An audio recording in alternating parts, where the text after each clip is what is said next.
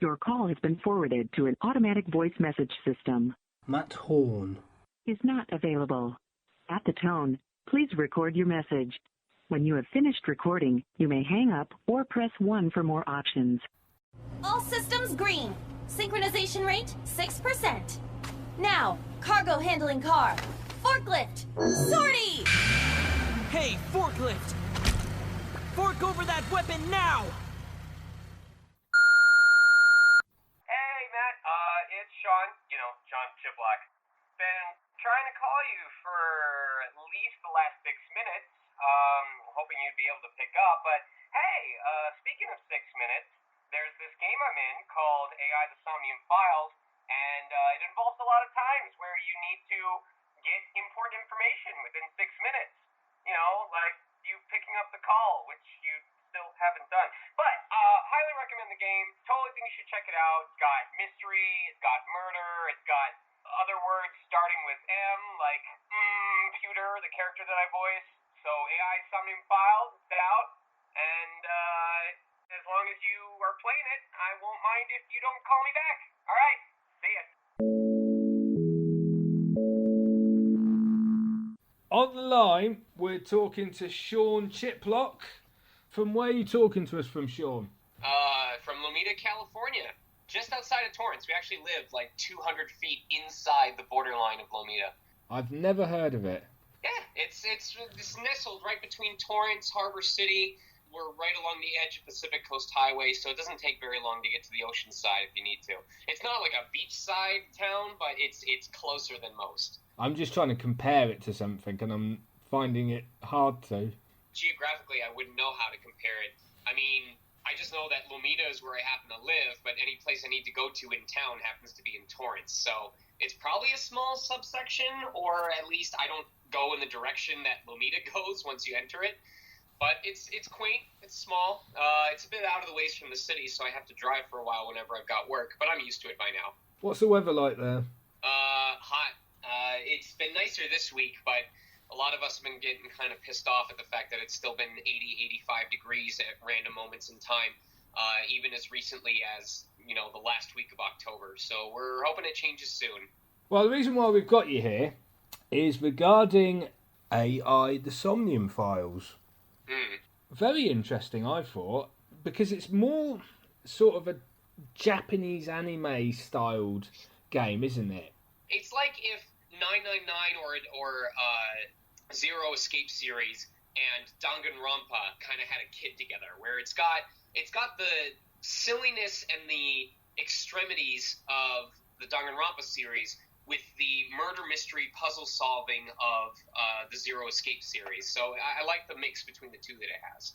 Would you say that the game is independent of the mainstream of choice that is out there at the minute? Well, if we're speaking strictly in regards to existing fan base, then I'm sure a lot of people would say that it's already independent of mainstream gaming. Spike Chunsoft has definitely made a name for itself, especially with the explosion of popularity that... I'm trying to think, did Spike work on Danganronpa? I think so, yes. Okay. So they did work on Danganronpa, and that was an absolute hit. Or maybe it was just Chunsoft. But anyway, so the genre has started to gain notoriety, and it's starting to be more widely recognized, but I would still say that it hasn't hit Call of Duty level of mainstream, or certainly not Pokemon. Maybe even I'd say it's on the same level of Etrian Odyssey, where Etrian Odyssey has gained recognition in the West. It's not huge, but it does have a dedicated fan base and is being talked about more and more often. That's where I'd say it is right now. So obviously with this game, it's voice acting, isn't it? More so than mocap or anything specific like that. To my knowledge, there wasn't any mocap involved, no. That's far more common for Western-style games, but for most Japanese RPGs or anything that started out in a separate language, we just end up dubbing it. So it's independent. The actors come in one at a time, and we're just recording the lines.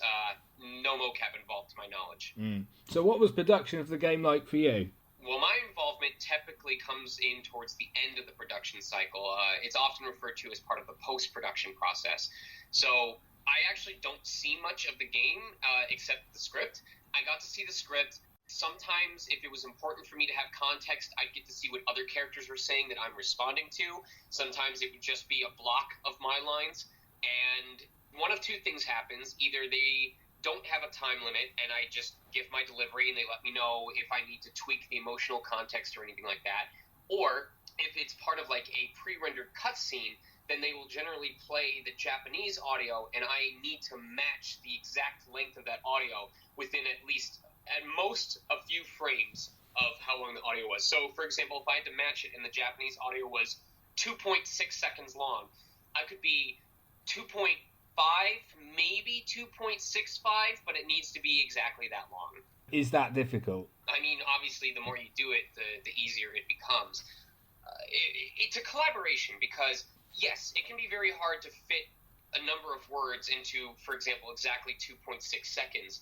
But on the one hand, that's why you rely on the localization team and especially the writers to put content that can be said within 2.6 seconds, or more importantly, content that can be given that flair or emotional oomph or just that little bit of flavor without going over or too far under the 2.6 seconds. So sometimes rewrites happen. Sometimes it's just a matter of saying, just get through it, don't put too much flavor on it.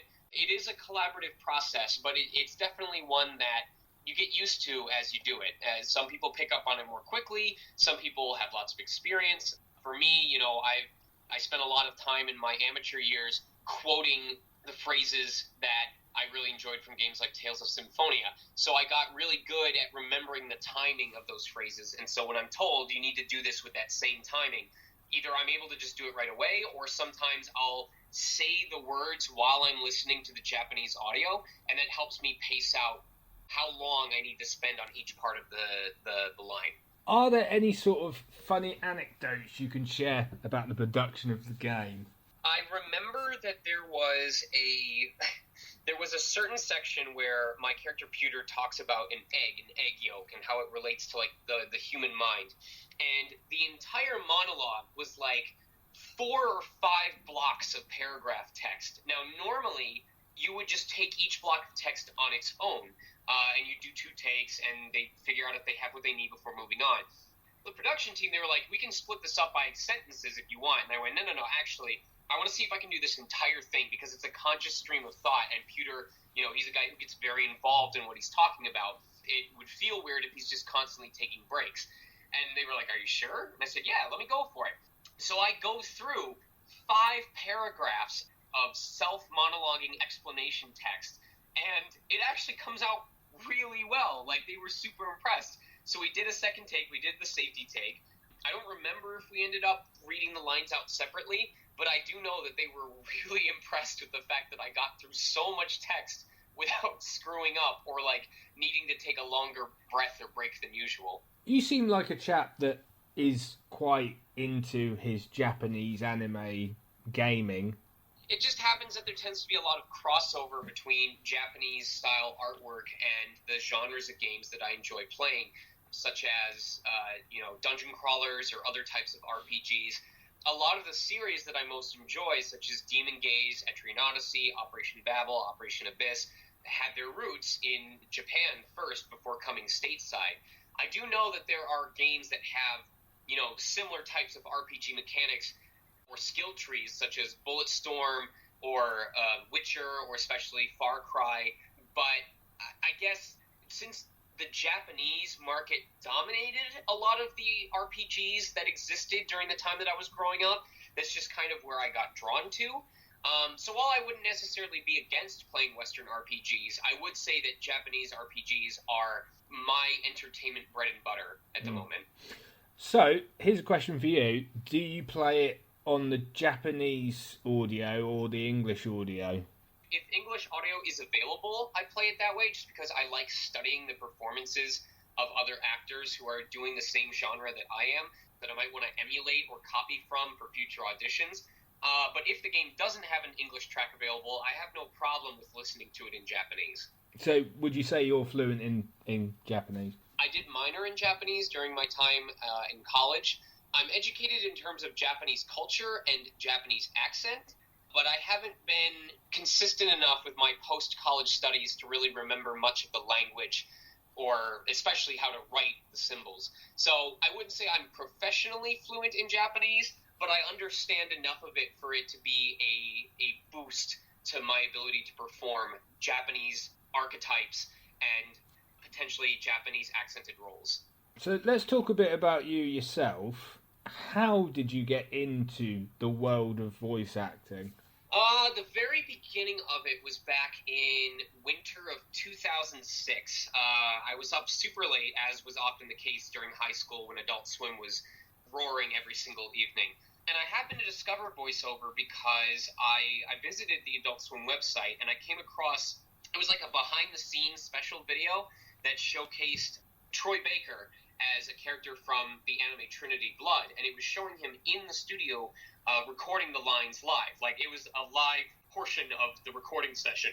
And I had been practicing what would be considered voiceover before then, but until that moment in time, I didn't realize, it didn't click for me that voiceover was a thing that people did, and that what Troy was doing was the process of voiceover.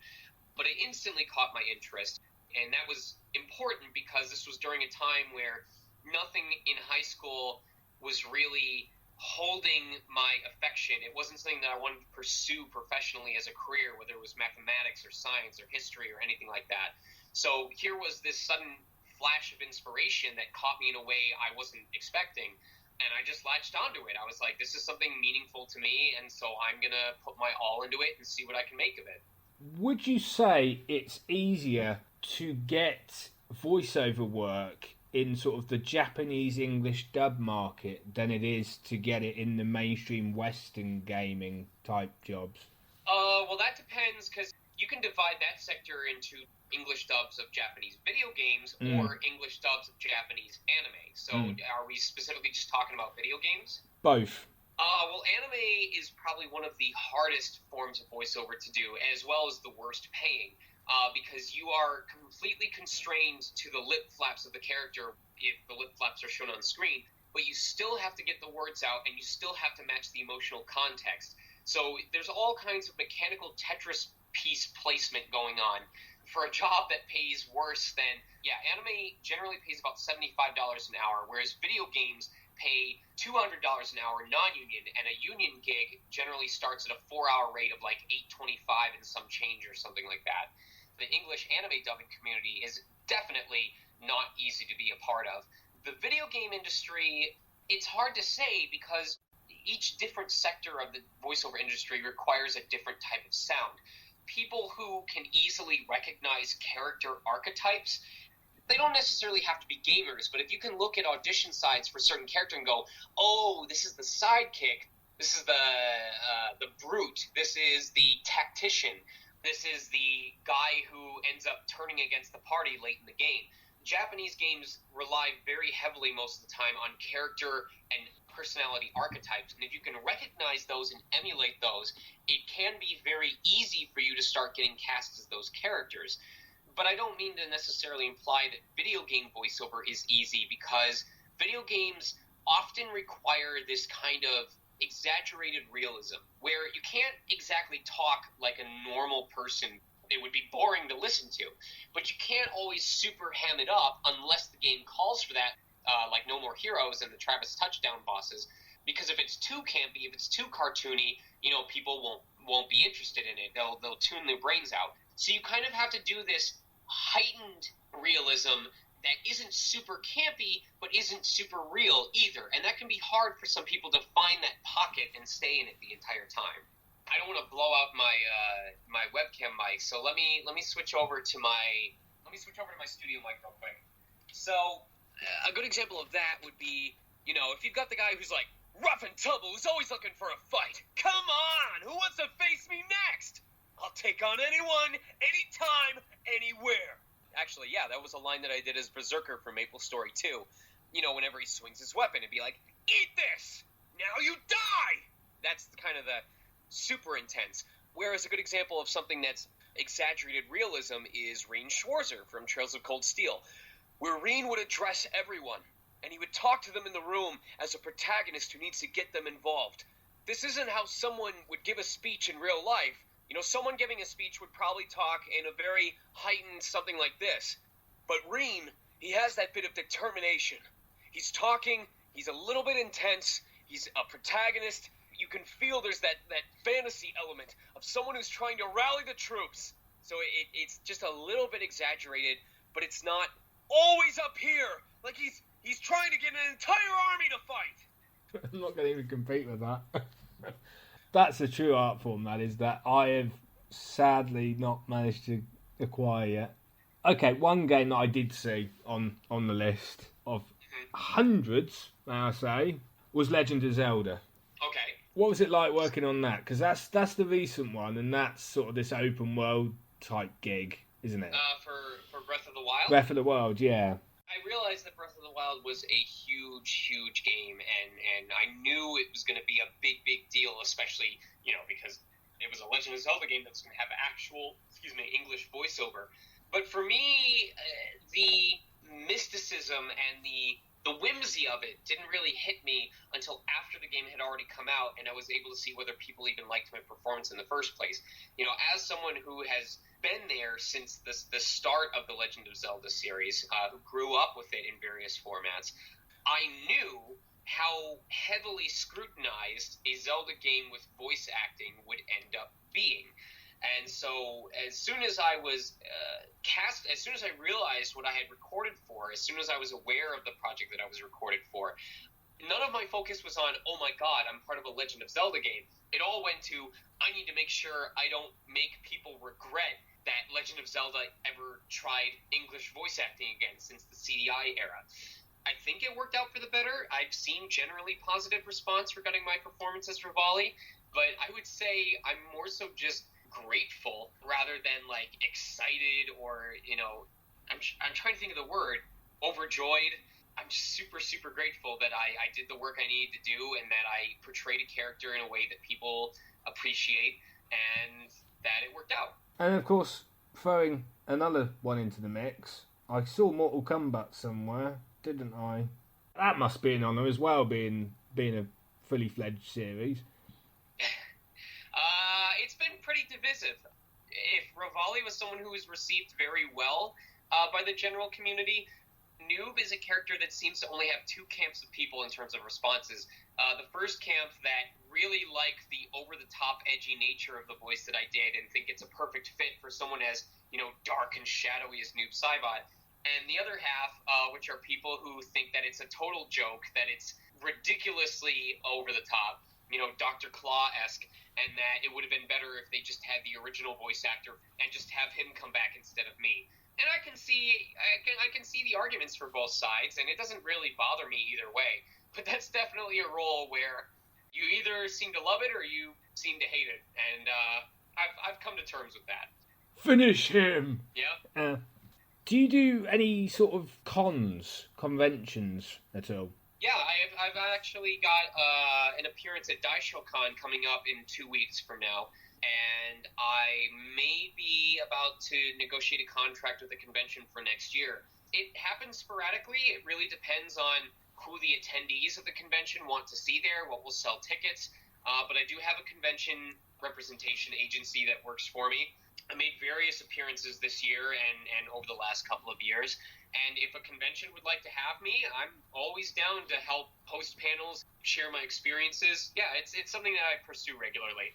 You've got a table and people are coming up to you asking for your autograph, and then they're telling you about some, story within their life with a project that, is completely random. I cherish it. Does it always surprise you? While I personally do find it surprising, it bothers me not in a negative way, but in just kind of like a I don't know what to do about it way. It does bother me when people put me on a pedestal and act like, oh, I'm so surprised you bothered to respond to me. I figured, someone like me wouldn't be worth your time. It just happens that the career I chose to pursue tends to be more public and more open to having a fan base than some others, like being an electrical engineer or an IT person. But I do cherish the opportunities that I get by playing these roles and being able to go to conventions, because a lot of my time is spent on my career or my other hobbies, and it doesn't really always allow the free time to stay on top of the communities for these games. So being able to have those moments of interaction where I can talk to people who played the game, find out more about the characters and the memes, especially that I go around about certain aspects of the game.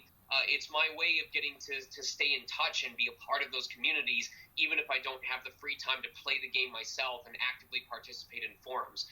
I just see it as a chance to talk, to interact, to show my appreciation for the people who allow my career to be a thing in the first place. So I look forward to it, yeah. Naturally, when people are in these queues, they cosplay, don't they? They obviously cosplay as characters that they like. Yeah. What are the cosplays that you've enjoyed of your own work? I've seen a lot of Guido Mista cosplay coming up. I haven't been to any conventions yet where I saw them, but there's a lot of high-quality cosplay for Guido that I've seen online already. I've seen plenty of amazing Rean Schwarzers, both his pre- and post-Trails of Cold Steel 3 versions. A lot of the characters I tend to play are more creaturey or animalistic, so I don't see a lot of different cosplay of characters I've played. I'm trying to think if there was any other really good ones. I'm going to check my VTBA real quick.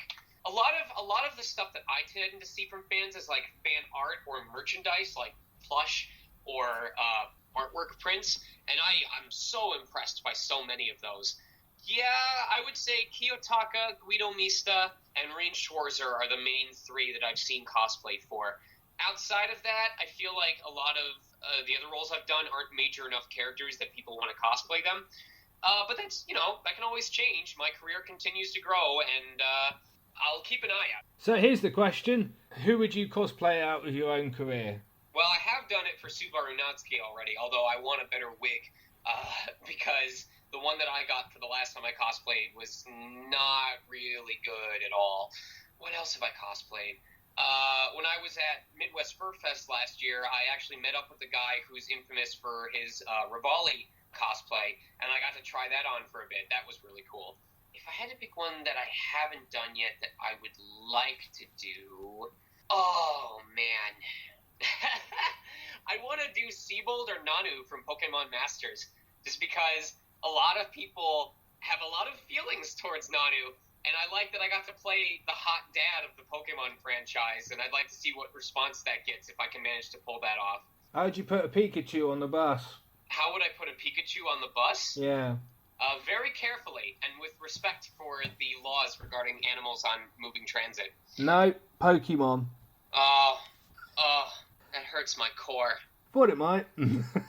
With regards to, obviously, the many projects that you've done, who has inspired you as a voice actor, and who would you like to work with in the future?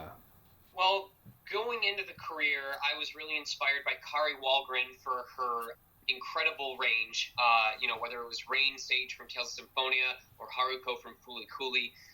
I really liked Liam O'Brien for his intensity, especially his characters like Dis the Rose from Tales of the Abyss. And of course, Steve Bloom for his interaction with fans and just his respect of the industry and his incredible commitment to his characters. I find elements of other performers that I want to steal from all the time. So I'm really just grateful to work with anybody in the industry. The more that I get to be a part of, the more that I get to hear of other people's performances, the more perspectives I get to experience besides my own. Honestly, I can't really put anyone above anybody else. I just look forward to each opportunity that I get to work, and I make it a commitment to myself that I'm going to do the best job that I can do. Whilst also having a sore throat at the same time. Yeah.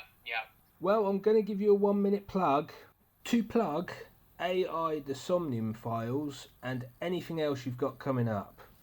For sure. Well, like I said, AI, the Somnium Files, Spike Chunsoft has made a great name for themselves, and I have confidence in their ability to put out literally thrilling games. So I would check it out if you have a PS4. It's very reasonably priced. The cast put a lot of love into it. I really enjoyed the little rants I got to have as my character. If you're interested in staying in touch with me and my career progress, Twitter is definitely the place to go. You can reach my Twitter via @SonicMega, SonicMega. It's where all my role announcements happen. That's where I do my giveaways whenever I raffle off games or box sets of anime, generally video games, because that's most of where my work comes from. And that's really the best place to reach out to me and just follow what I'm doing if you like what I do. And I'm guessing you can't talk about anything coming out next year. If I'm allowed to talk about it, I've already talked about it on my Twitter. So that's the first place that anyone publicly will find out about stuff I've become allowed to talk about. I'm trying to think of stuff that I have been allowed to talk about that's coming out. The most recent thing was Trails of Cold Steel 3, and that came out. I do have stuff coming down the pipeline within the next couple of months, but it is definitely not anything that I'm allowed to say anything about at this time. Obviously, I do have to ask, because of your Twitter handle, you must be a Sonic fan. Yeah, Sonic and Mega Man were my two big things growing up. You know, the Blue Blur and the Blue Bomber. Yeah, I do have to unfortunately ask you this question. You're going to go, oh, God. What are your thoughts on the Sonic the Hedgehog movie? I saw the most recent, assuming that the leaks are real, I saw the most recent update to his visual style, and it looks great, you know? I think the big problem that a lot of people had with the film was... sorry, were you talking about the film or the video game franchise? No, the film. Okay, yeah. The big problem that a lot of people had was with the visual design. Outside of that, a lot of people were very supportive. They were looking forward to Jim Carrey camping it up as Dr. Robotnik or as Eggman. So now that the biggest problem, the visual element, seems to have been taken care of, I think a lot of people are genuinely excited to see the movie. And, of course, dare I see this on IMDb, I think it's sacrilege. It's sacrilege, Sean. Plans, hooray, for a Mega Man movie. Oh, I mean, I actually voiced in a fan Mega Man movie in the past, like many, many years ago. I actually voiced as Gutsman in an independent film project based on Mega Man. I have heard news in the pipeline regarding that. I don't know much about it, but hey, if they can make it work, go for it. Well, Sean, it's been a pleasure interviewing you. Yeah, thank you for making the time for me.